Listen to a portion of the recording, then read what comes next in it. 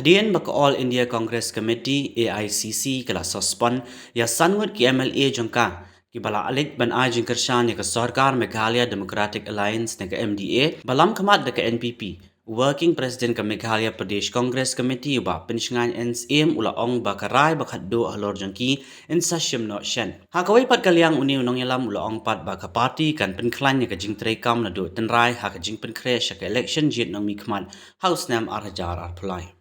So we are also discussed about the suspension of 5 MLAs that Showcase has been already issued to them. But for this, for other necessary action, it has been entrusted to the President of MPCC, Working President, Vice President, along with the DCC President to take a final decision in regards with the